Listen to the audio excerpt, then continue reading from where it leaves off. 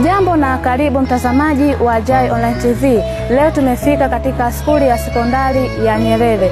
Tumekuja katika mafunzo yaliyoandaliwa na shirika la maendeleo ya vijana na utalii. Na mafunzo haya yatajadili masuala mbalimbali kuhusiana na afya pamoja na mazingira pamoja na saikon. Kwa siku ya leo tutaenda kujionea ni kwa namna gani wanafunzi na jamii wanapaswa kujikinga na swala zima la malaria. Twende tukajionee hali halisi mafunzo haya yanavyoendelea na takwimu gani ambazo zitatolewa kuhusiana na mafunzo haya. Tunarudi kuwakaribisha katika shule ya Nyerere Sekondari kuwasikiliza haya mafunzo ambayo tutapatiwa, na nimeambiwa yataendelea kwa muda wa siku 2.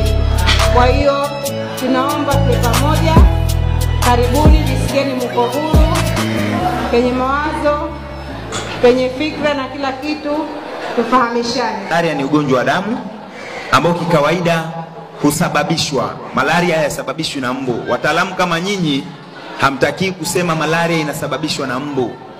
Malaria inasababishwa na vimelea vya Plasmodium na kusambazwa na mbu jike aina ya Anopheles. Sasa ndani ya kichwa ujenge maswala, kwa nini mbu jike?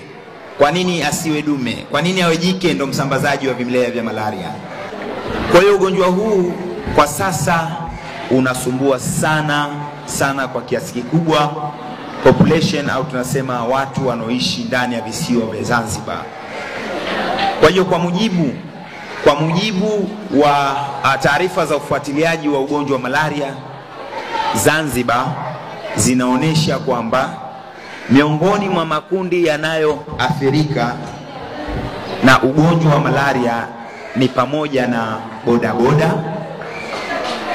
vijana wa kiume wanaotoka umri wa miaka 15 mpaka 35, lakini kuna wajenzi, wavuvi, wanaofanya kazi nyakati za usiku kwa muda mrefu. Hayo ni makundi yanayopata ugonjwa wa malaria kwa kiasi kikubwa. Sasa tuangalieni vimelea. Kama tulivyosema, malaria ni ugonjwa unaosababishwa na vimelea vya Plasmodium. Sasa tuangalieni vimelea. Duniani mpaka sasa hivi tuna vimelea vya aina 5. Vimelea vinavyosababisha malaria ni vya aina 5. Kimelea cha kwanza tunakiita kimelea cha Plasmodium falciparum, yani kinaitwa Plasmodium falciparum, na ndo kwa asilimia 50